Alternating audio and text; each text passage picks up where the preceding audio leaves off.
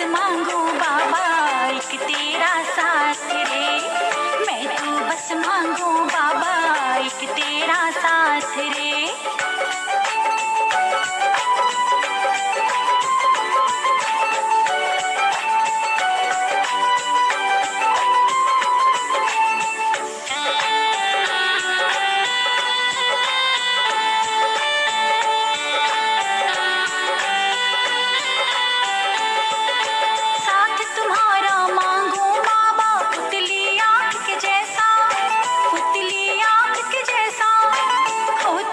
संबंध हमारा बदली चांद के जैसा, बदली चांद के जैसा बाबा, जैसे रहते हैं संग संग दिन और रात रे, जैसे रहते हैं संग संग दिन और रात रे, ऐसे ही मांगू बाबा मैं तेरा साथ रे, ऐसे ही मांगू बाबा मैं तेरा साथ रे।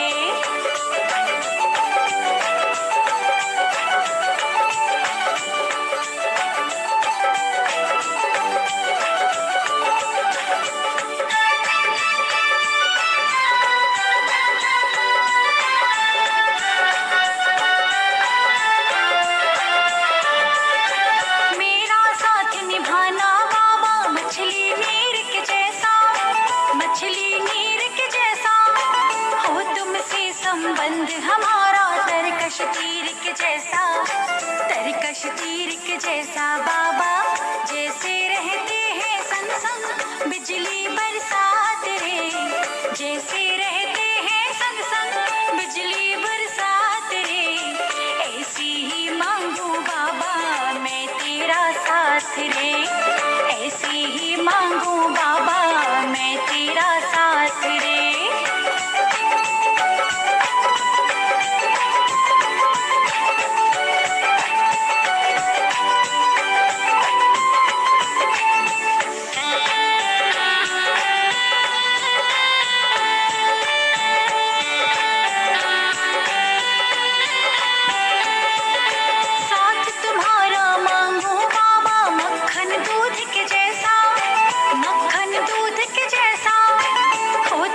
संबंध हमारा तितली फूल के जैसा, तितली फूल के जैसा बाबा, झोली फैला के नाड़ी करता फरियाद रे, झोली फैला के नाड़ी करता फरियाद रे, सारी उम्र को मांगू मैं तेरा साथ रे, सारी उम्र को मांगू मैं तेरा साथ रे, सारी उम्र को मांगू मैं तेरा साथ रे, ऐसे ही रहना बाबा तू मेरे साथ रे, सारी उम्र को मांगू मैं तेरा साथ।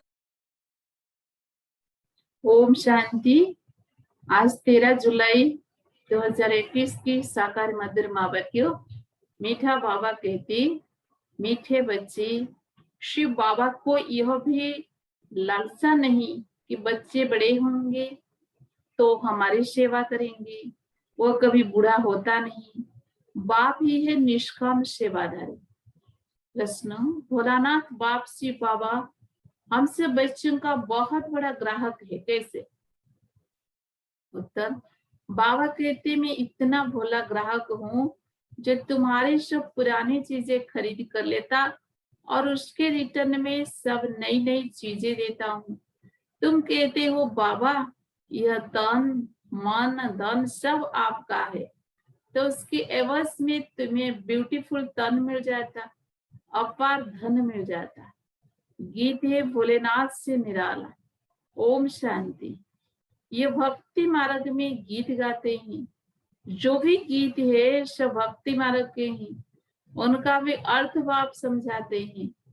बच्चे भी समझ जाते हैं कि भोलानाथ किसको कहा जाता है। देवताओं को भोलानाथ नहीं कहेंगे। गाया हुआ है, सुदामा ने 2 मुट्ठी अन्न की दी तो महल मिल गए, तो भी कितने समय के लिए? 21 जन्म के लिए। अब बच्चे समझते हैं कि बाप आकर के भारतवासियों को बराबर हीरे जवाहरों के महल देते हैं, किसकी एवज में देते हैं? बच्चे कहते हैं बाबा यह तन मन धन सब आपका है, आपका ही दिया हुआ है। किसको बच्चा पैदा हुआ तो कहते हैं भगवान ने दिया। धन के लिए भी कहते हैं भगवान ने दिया। कहने वाले कौन है? आत्मा। भगवान अर्थात बाप ने दिया।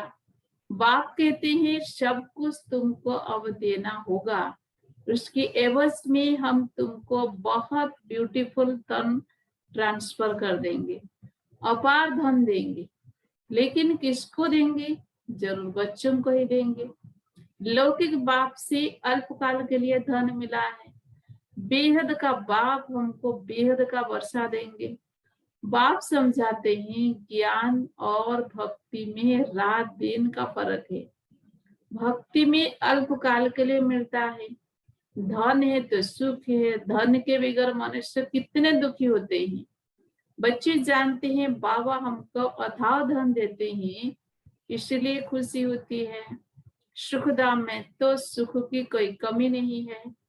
हर एक को अपनी अपनी राजधानी है, इसको कहा जाता है पवित्र गृहस्थ आश्रम। तो बाप कितना भोला है, क्या लेते हैं और क्या देते हैं। कितना अच्छा ग्राहक है बाप। यूं भी बच्चों का तो बाप ग्राहक ही है। बच्चा पैदा हुआ और सारी मिल्कियत उनकी है, वो होते हैं हद के ग्राहक। यह है बेहद का भोलानाथ, बेहद के बच्चों का ग्राहक। बाप कहते हैं मैं परम धाम से आया हूँ, पुराना सब कुछ तुमसे लेकर नई दुनिया में तुमको सब कुछ देता हूँ। इसीलिए दाता कहा जाता है। दाता भी इन जैसा और कोई नहीं है, निष्काम सेवा करते हैं। बाप कहते हैं मैं निष्कामी हूँ, मेरे को कोई भी लालसा नहीं। ऐसे तो नहीं कहता हूँ कि बच्चों का काम है बूढ़े बाप की संभाल करना, क्योंकि हमने तुम्हारी संभाल की है। नहीं, यह कायदा होता है बाप बूढ़ा हो तो बच्चे उनकी संभाल करे। यह बाप तो कभी बूढ़ा होता नहीं, सदैव जवान है। आत्मा कभी बूढ़ी नहीं होती है। ये तो जानते हो लौकिक बाप बच्चों में उम्मीद रखते हैं कि हम बूढ़ा होगा तो बच्चे हमारी सेवा करेंगे, पर सब कुछ बच्चों को देते हैं फिर भी सेवा तो होती है। ये शिव बाबा कहते हैं मैं हूं ही अभक्ता, मैं कभी खाता ही नहीं हूँ, मैं आता ही हूँ सिर्फ बच्चों को नॉलेज देने। सुप्रीम रूहों को बैठ समझाते हैं, रूह ही सुनती है, हर एक बात रूह करती है। संस्कार भी रूह ले जाती है, जिसके आधार पर शरीर मिलता है। यहाँ मनुष्य की अनेक मतें हैं। कोई कहते हैं रूह परमात्मा ही ठहरा, उनको कुछ भी लेप छेप नहीं लगता है। आत्मा निर्लेप कह देते हैं। अगर आत्मा निर्लेप होती तो क्यों कहते पाप आत्मा पुण्य आत्मा। अगर आत्मा निर्लेप है तो कहा जाए पाप शरीर पुण्य शरीर।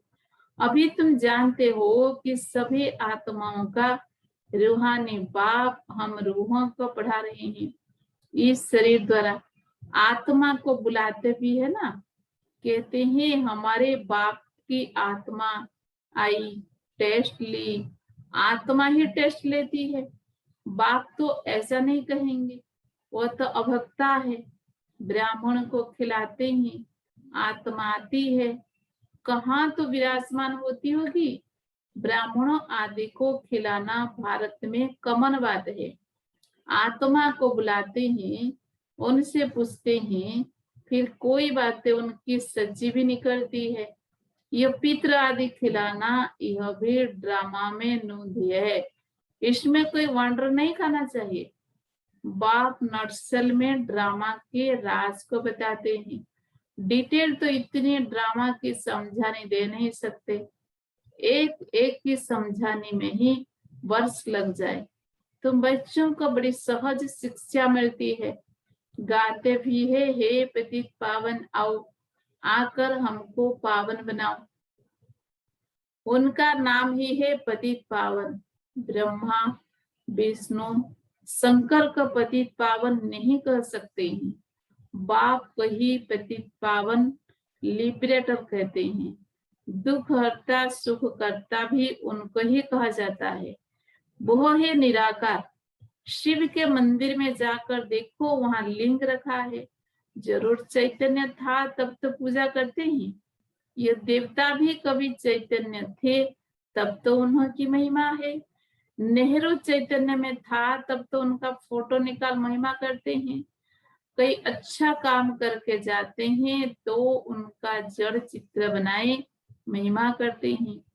पवित्र की ही पूजा करते हैं। कोई भी मनुष्य की पूजा नहीं कर सकते। विकार से पैदा होते हैं ना, तो उनकी पूजा नहीं हो सकती। पूजा देवताओं की होती है जो सदैव पवित्र होते हैं। तुम जानते हो पाप आया था, फिर अब संगम पर आया है स्वर्ग की स्थापना करने।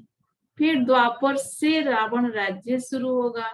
रावण राज्य शुरू होने से झट शिव का मंदिर बनाते हैं। अभी तो चैतन्य में नॉलेज सुना रहे हैं। बस सत्य है, चैतन्य है, उनकी ही महिमा गाते हैं। निराकार को शरीर तो चाहिए ना, तो बाप ही आकर विश्व को हवन बनाते हैं। उस हेवन में राज्य करने के लिए तुम पुरुषार्थ कर रहे हो। स्वर्गवासी तुम बन रहे हो। निराकार परम पिता परमात्मा ज्ञान का सागर है, परंतु सुनाए किसे? कहते हैं मैं इस शरीर में आया हुआ हूँ, मेरा ड्रामा में यह पार्ट है। मैं प्रकृति का आधार लेता हूँ।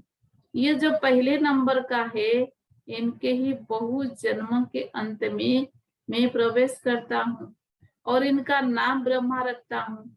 पहले ये सब भट्टी में थे तो बहुतों को नाम दिए थे, परंतु बहुतों ने फिर छोड़ दिया। इसीलिए नाम रखने से क्या फायदा? तुम वह नाम देखो तो अंडर खाओ। एक ही साथ सब इकट्ठे कितने रमणीक नाम आए। संदेश से नाम ले आती थी। वो लिस्ट भी जरूर रखनी चाहिए। सन्यासी भी जब सन्यास करते हैं तो उनका भी नाम बदल जाता है, घर बार छोड़ देते हैं। तुम छोड़ते नहीं हो, तुम ब्रह्मा के आकर बनते हो, शिव के तो हो ही। तुम कहते ही हो बाप दादा। सन्यासियों का ऐसा नहीं होता है, वह नाम बदलते हैं परंतु बाप दादा नहीं मिलता, उनको सिर्फ गुरु मिलता है। हटिएगी हद के सन्यासी और राजयोगी बेहद के सन्यासी में रात दिन का फर्क है। गाया भी जाता है ज्ञान भक्ति और वैराग्य। उनको भी वैराग्य है, परंतु उनका है घरवार से वैराग्य। तुमको सारी दुनिया से वैराग्य है।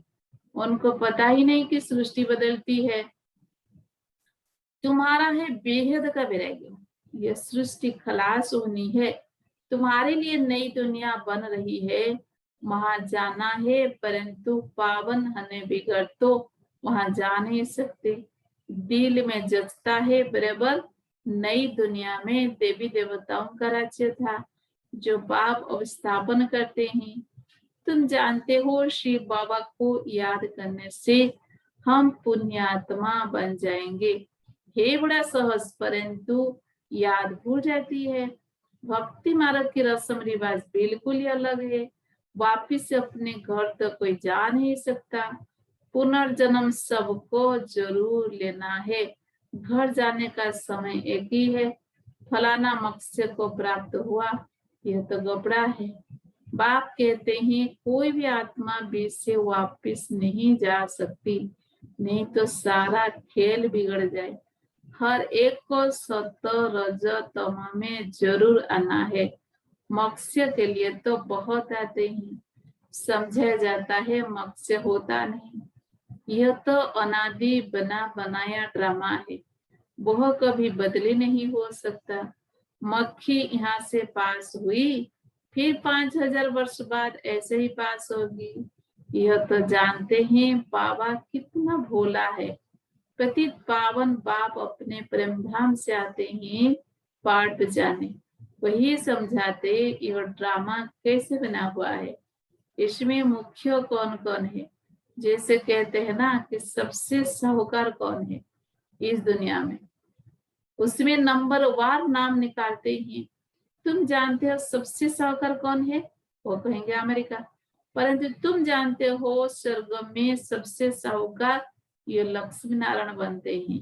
तुम पुरुषार्थ करते हो भविष्य के लिए सबसे बड़ा साहूकार बनने के लिए, यह रेस है।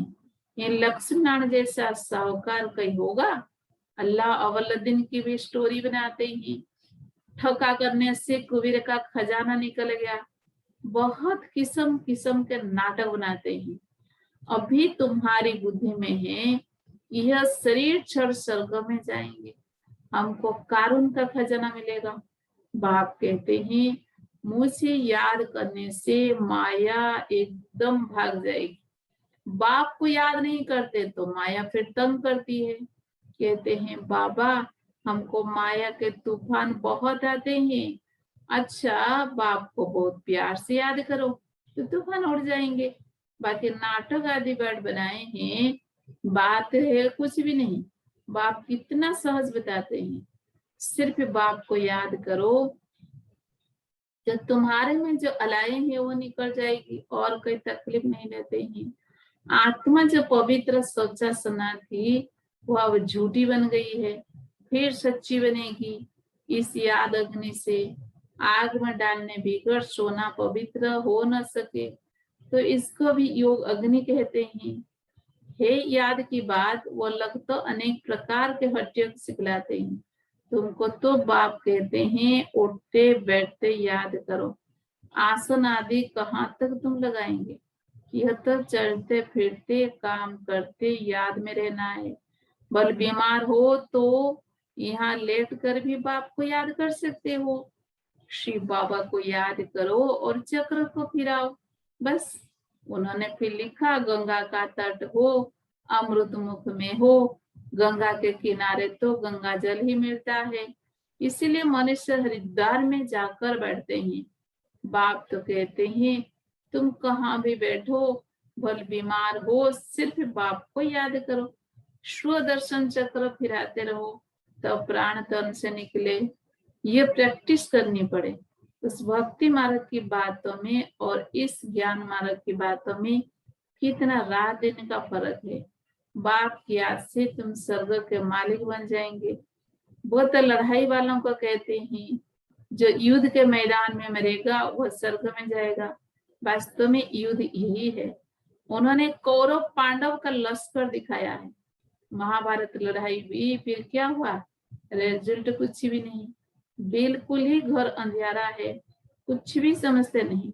इसीलिए अज्ञान अंधियारा कहा जाता है। बाप फिर रोशनी करने आया है, उनको ज्ञान का सागर नॉलेज फुल कहा जाता है। अभी तुमको भी सारा ज्ञान मिला है, वो है मूल वतन, जहाँ तुम आत्माएं रहती हो, उनको ब्रह्मांड भी कहा जाता है। यहाँ रुद्र यज्ञ रचते हैं, तो बाप के साथ साथ तुम आत्माओं की भी पूजा करते हैं, क्योंकि तुम बहुतों का कल्याण करते हो। बाप के साथ तुम भारत की खास और दुनिया की आम रूहानी सेवा करते हो। इसलिए बाप के साथ तुम बच्चों का भी पूजन होता है। अच्छा, मीठे मीठे शिकी लधे बच्चों प्रति माता पिता बाप दादा का याद प्यार और गुड मॉर्निंग। रूहानी बाप की रूहानी बच्चों को नमस्ते।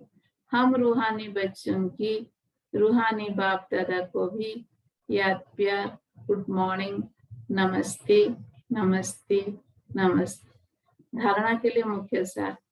नंबर 1, माया के तूफानों को भगाने के लिए बाप को बहुत बहुत प्यार से याद करना है। आत्मा को योग अग्नि से सच्चा सच्चा सोना बनाना है। नंबर 2, बेहद का वैरागी बन इस पुरानी दुनिया को भूल जाना है। दुनिया बदल रही है, नई दुनिया में जाना है, इसीलिए इससे संन्यास ले लेना है। वरदान, ज्ञान की पॉइंट्स को हर रोज रिवाइज कर समाधान स्वरूप बनने वाले बेगमपुर के बादशाह भव। ज्ञान की पॉइंट्स को हर रोज रिवाइज कर समाधान स्वरूप बनने वाले बेगमपुर के बादशाह भव। ज्ञान की पॉइंट्स जो डायरियों में अथवा बुद्धि में रहती है उन्हें हर रोज रिवाइज करो और उन्हें अनुभव में लाओ, तो किसी भी प्रकार की समस्या का सहज ही समाधान कर सकेंगे। कभी भी व्यर्थ संकल्प के हैमर से समस्या के पत्थर को तोड़ने में समय नहीं गवाओ। ड्रामा शब्द की स्मृति से हाई जंप दे आगे बढ़ो, फिर ये पुराने संस्कार आपके दास बन जाएंगे। लेकिन पहले बादशाह बनो, तख्त नशीन बनो। स्लोगन, हर एक को सम्मान देना ही सम्मान प्राप्त करना है। हर एक को सम्मान देना ही सम्मान प्राप्त करना है। ओम शांति।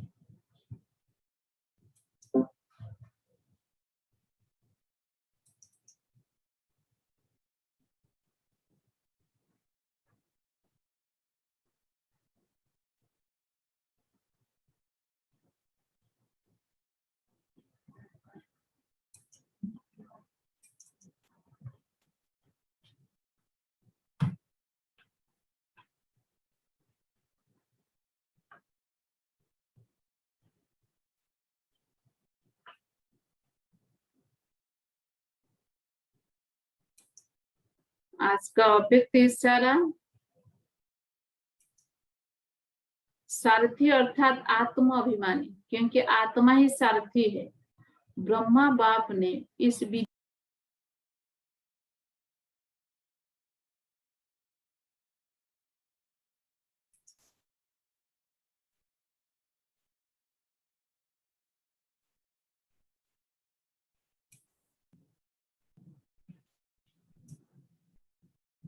आज का अव्यक्त इशारा, सारथी अर्थात आत्म अभिमानी, क्योंकि आत्मा ही सारथी है। ब्रह्मा बाप ने इस विधि से नंबर 1 की सिद्धि प्राप्त की, तो फॉलो फादर करो। जैसे बाप देह को अधीन कर प्रवेश होते अर्थात सारथी बनते हैं, देह के अधीन नहीं होते, इसीलिए न्यारे और प्यारे हैं।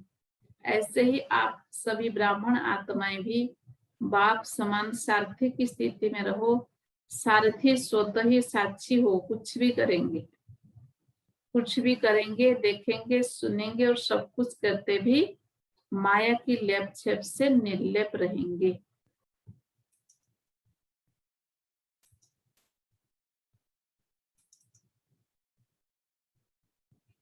दीदी मनमोहिनी की विशेषता, बालक और मालिक का बैलेंस। दीदी यज्ञ की मालिक थी, लेकिन उनके जीवन में बालक और मालिकपन का बैलेंस देखा। जो यथार्थ बात होती वो मालिक बन सबके सामने रखती, लेकिन अगर सबकी एकमत नहीं होती तो बालक बन उसे भूल जाती। कभी बहस या डिबेट में समय नहीं गंवाती। दीदी बालक बन बाबा की अंगुली पकड़कर यज्ञ की हर डिपार्टमेंट का चक्कर लगाती। बाबा उन्हें कहते, अभी आपने बाबा की अंगुली पकड़ी है, भविष्य में श्री कृष्ण आपकी अंगुली पकड़ कर चलेगा। ऐसा नशा है ना। ओम शांति।